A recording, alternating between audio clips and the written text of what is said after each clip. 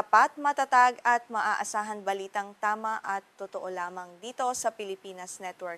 Magandang araw sa ating mga kababayan sa Pilipinas at sa buong mundo. Huwag kalimutang pusuan ang video, sumubaybay at pindutin ang patingaw upang lagi kayong updated sa balita. Simulan na natin. Isang matinding trahedya ang muling yumanig sa silangang Europa. Hindi bababa sa isang sibilyan ang nasawi, habang 8 pa ang nasugatan matapos salakayin ng Russia ang kabisera ng Ukraine na Kyiv gamit ang mga balistikong misil.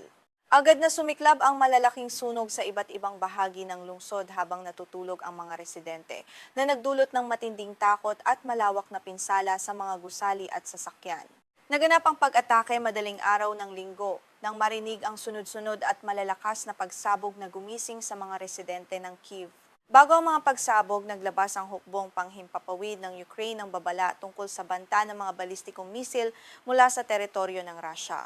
Dahil sa bilis ng mga sandatang ito, limitado ang panahong ibinibigay sa mga residente upang makarating sa mga ligtas na silungan. Dahil sa lakas ng mga pagsabog, mabilis na kumalat ang apoy sa ilang pook na tirahan. Kabilang sa mga naapektuhan ng isang dormitoryo ng mga mag-aaral, isang malaking gusaling tirahan at isang pamilihang madalas puntahan ng mga lokal na residente. Ayon sa mga nakasaksi na puno ng makapal na usok at naglalagablab na apoy ang ilang bahagi ng kalangitan sa ibabaw ng Kyiv.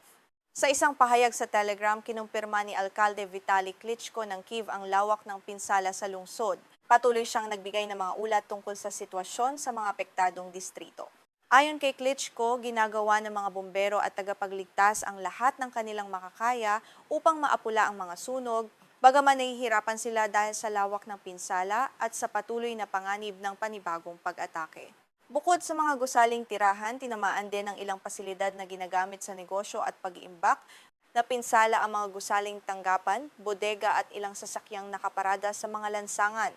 Ipinapakita ng mga pinsalang ito na naapektuhan din ng pag-atake ang mga pasilidad at ari-ari ang ginagamit ng mga sibilyan.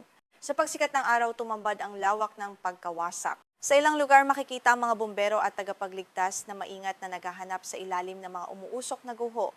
Patuloy nilang inaapula ang mga natitirang apoy habang sinusuri kung may mga taong nakulong sa mga nasirang gusali. Nagkalat sa paligid ang mga basag na salamin, baluktot na bakal at personal na gamit ng mga residente. Isa sa mga sugatang residente ang nagsabing nasa loob siya ng kanyang tahanan nang yanigin ng malakas na pagsabog ang gusali. Dahil sa puwersa nito, natanggal ang bahagi ng pinto at bintana ng kanyang balkonahe at tumama sa kanyang ulo. Nagawa siyang mailigtas at madala sa pagamutan, bagaman hindi pa malayang nakukumpirma ang buong salaysay tungkol sa pangyayari. Higit sa kanyang sariling kalagayan, labis umano niyang inalala ang kanyang matandang lola na hindi na nakalalakad. Ipinapakita ng ganitong sitwasyon ang malaking panganib na kinakaharap ng mga pamilyang may kasamang matatanda, may kapansanan o hindi kayang makarating agad sa mga silungan kapag tumunog ang babala ng pag-atake.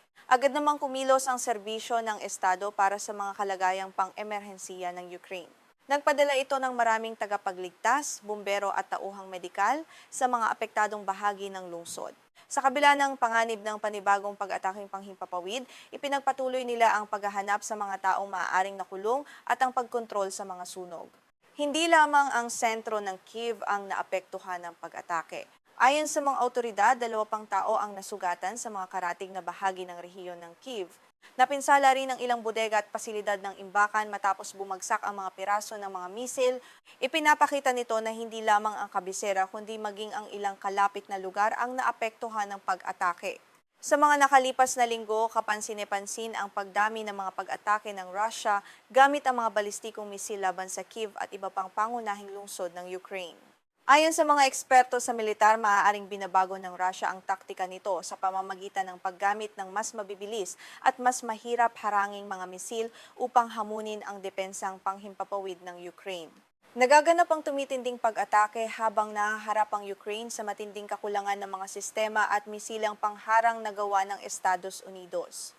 Ang mga kagamitang ito ay mahalaga sa pagpapabagsak ng mga balistikong misil. Dahil limitado ang supply, mas nahihirapan ng Ukraine na protektahan ang mga lungsod at mahahalagang infrastruktura nito. Malaki ang kahalagahan ng sistemang Patriot sa pagtatanggol ng Kyiv laban sa mga balistikong misil.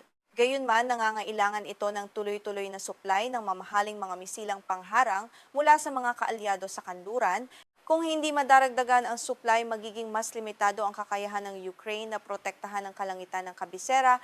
Dahil dito, patuloy na nananawagan ang mga opisyal ng Ukraine sa Estados Unidos at iba pang kaalyado para sa karagdagang sistema ng depensang panghimpapawid at mga misilang pangharang. Iginiit ng Kyiv na mahalaga ang mabilis na pagpapadala ng tulong upang mabawasan ang panganib sa mga sibilyan. Gayunman, nananatiling mabagal at masalimuot ang proseso dahil sa mga usaping pampolitika at lohistikal sa mga bansang nagbibigay ng suporta. Sa likod ng mga usaping pangmilitar at geopolitika, ang mga karaniwang mamamayan ang patuloy na nagdurusa. Ang paulit-ulit na tunog ng mga sirena, pagsabog at agarang paglikas ay maaaring magdulot ng matinding traumang psikolohikal sa mga bata at matatanda. Maraming residente ang nahihirapang matulog dahil sa pangambang maaring tamaan ang kanilang tahanan sa susunod na pag-atake. Ayon sa ilang tagasuri, maaaring layunin ng paulit-ulit na pag-atake na ubusin ng mga natitirang misilang pangharang ng Ukraine, magdulot ng presyur sa pamahalaan at pahinain ang moral ng publiko.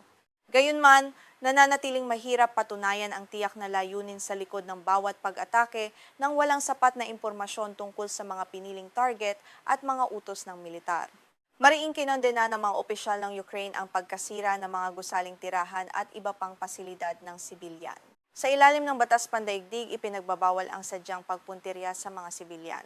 Gayunman, kinakailangan pa rin ang masusing imbestigasyon upang matukoy ang mga target, layunin at buong kalagayan ng bawat insidente bago ito formal na maituring na krimen sa digmaan. Sa kabila ng tindi ng pinsala at patuloy na panganib, patuloy na ipinapakita ng mga residente ng Kyiv ang kanilang katatagan. Sa loob ng mga silungan at estasyon ng metro, nagtutulungan ng mga mamamayan sa pamamagitan ng pagbabahagi ng pagkain, tubig at iba pang pangunahing pangangailangan. Ang kanilang pagkakaisa ay naging mahalagang sandigan sa gitna ng patuloy na krisis. Malaking hamon ngayon ang paglilinis ng mga guho, pagkukumpuni sa mga nasirang gusali at pagbibigay ng pansamantalang tirahan sa mga residenteng nawalan ng ligtas na matutuluyan. Kakailanganin din ng pamahalaan ng malaking halaga upang maibalik ang mga nasirang pasilidad at matulungan ang mga pamilyang naapektuhan. Sa kabuuan, nananatiling alerto ang buong lungsod ng Kyiv habang nagpapatuloy ang panganib ng karagdagang pag-atake. Ang malawakang digmaan na nagsimula noong Pebrero 2022 ay pumasok na sa ikalimang taon at wala pa ring malinaw na palatandaan ng pagtatapos. Sa patuloy na labanan, ang mga sibilyan ang nananatiling nakararanas ng pinakamabigat na epekto. Isang pag-atake ng drone ang naganap malapit sa terminal sa Dagat Itim ng Caspian Pipeline Consortium o CPC. Napinsala sa insidente ang Nordic Zenith, isang tanker ng langis na inarkila ng kumpanyang Amerikano na ExxonMobil. Nagdulot ito ng panibagong pangamba tungkol sa seguridad ng mga rutang ginagamit sa pagluluwas ng langis sa rehiyon.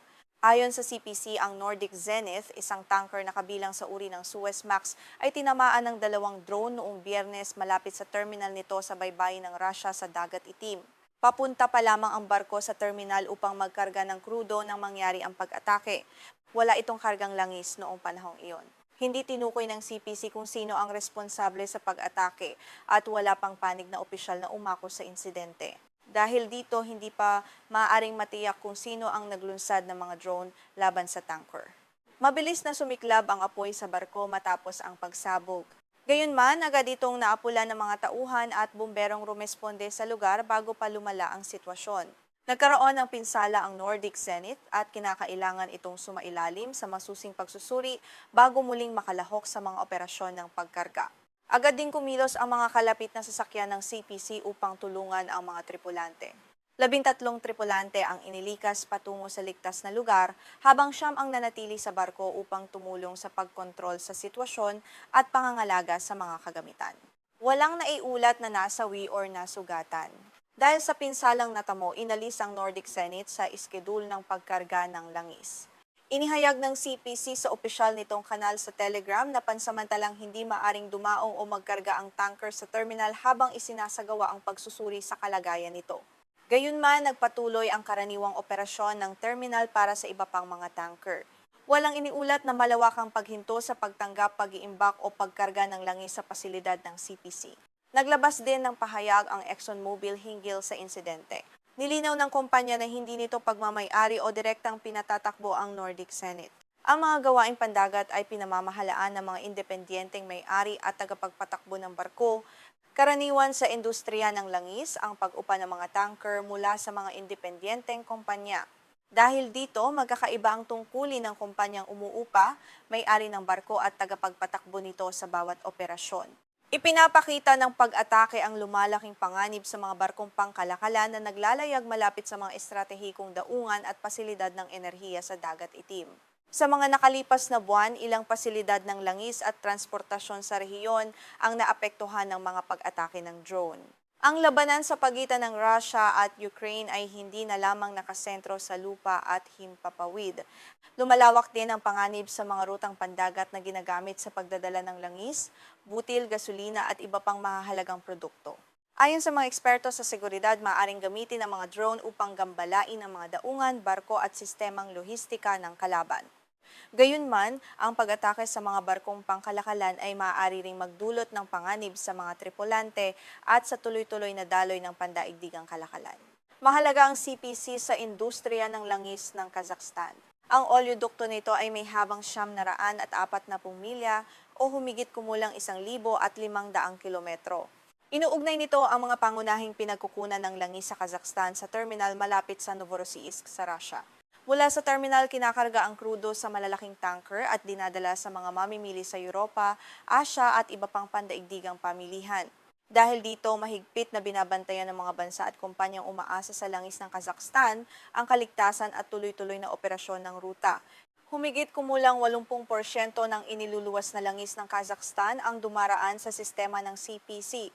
Dahil dito, napakahalaga ng ligtas na operasyon ng oleodukto at terminal sa pambansang kita at industriya ng enerhiya ng Kazakhstan. Gayunman, hindi nangangahulugan na ang pag-atake sa Nordic Zenit ay agad na nagdulot ng kakulangan sa pandaigdigang supply. Walang kargang langis ang tanker at nagpatuloy ang operasyon ng terminal para sa iba pang barko. Ang insidente ay nagsisilbing babala tungkol sa posibleng epekto ng mas malawak o pangmatagalang pagkagambala. Kung paulit-ulit na maaantala ang mga tanker at pasilidad, maaari itong magdagdag ng presyur sa pandaigdigang presyo ng krudo at magpataas sa gasto sa transportasyon. Hindi ito ang unang pagkakataon na naharap sa panganib ang mga pasilidad na may kaugnayan sa CPC. Sa mga nakalipas na buwan, ilang estasyon ng pagbomba at iba pang infrastruktura sa loob ng Russia ang naapektuhan ng mga pag-atake. Dahil dito patuloy na sinusuri ng Kazakhstan at ng mga kasosyo nito ang seguridad ng ruta. Gayunman, hindi pa malinaw kung may direktang kaugnayan ang pinakahuling pag-atake sa Nordic Zenit sa mga naunang insidente. Kailangan pa ng karagdagang investigasyon upang matukoy ang responsable at ang tiyak na layunin ng operasyon. Para sa Pilipinas at iba pang bansang umaasa sa inaangkat na langis, mahalaga ang katatagan ng mga pangunahing ruta ng enerhiya. Ang matagal at malawakang pagkagambala sa dagat itim ay maaaring magkaroon ng hindi direktang epekto sa pandaigdigang presyo ng krudo at sa halaga ng petrolyo sa mga lokal na pamilihan. Gayunman, ang presyo ng langis ay naaapektuhan ng maraming salik kabilang ang pandaigdigang supply at pangangailangan, antas ng produksisyon, mga parusa, desisyong pampulitika at iba pang tunggalian. Hindi sapat ang isang insidente upang agad na magdulot ng malaking pagtaas ng presyo. Maaari ring tumaas ang gastos sa siguro at operasyon kapag itinuturing na mataas ang panganib sa isang rutang pandagat. Maaaring humingi ang mga kumpanya ng siguro ng mas mataas na singil para sa mga barkong naglalayag malapit sa mga lugar na madalas tamaan ng drone o misil. Ang karagdagang gastos na ito ay maaaring ipasa sa mga kumpanyang nagdadala ng langis at iba pang produkto. Sa kalaunan, maaari itong makaapekto sa halaga ng transportasyon at kalakalan, lalo na kung magtatagal ang panganib sa rehiyon. Mahigpit ding binabantayan ng mga mamimili ng langis sa Europa at Asia ang kalagayan ng CPC. Bagaman hindi naapektuhan ang karaniwang operasyon ng terminal matapos ang pag-atake, ipinapakita ng insidente na nananatiling marupok ang seguridad ng mga pasilidad ng enerhiya sa dagat itim. Patuloy na sinusuri ang pinsala sa Nordic Zenit habang nananatili itong wala sa iskedul ng pagkarga. Kailangang matiyak ng mga tagapangasiwa na ligtas ang barko bago ito muling payagang dumaong at tumanggap ng krudo. Samantala, nagsisikap ang CPC na panatilihin ang normal na operasyon ng terminal para sa iba pang mga tanker. Layunin itong maiwasan ang pagkaantala sa pagluluwas ng langis ng Kazakhstan at mapanatili ang tiwala ng mga mamimili sa pandaigdigang pamilihan. Sa kabuuan, ang pag-atake sa Nordic Senate ay hindi pa nagdudulot ng malawakang paghinto sa supply ng langis. Gayunman, nagsisilbi itong malinaw na babala tungkol sa lumalaking panganib sa mga barkong pangkalakalan at pasilidad ng enerhiya sa Dagat Itim. Habang nagpapatuloy ang digmaan, mananatiling mahalagang usapin ang seguridad ng mga rutang pandagat at ang posibleng epekto nito sa pandaigdigang kalakalan ng enerhiya.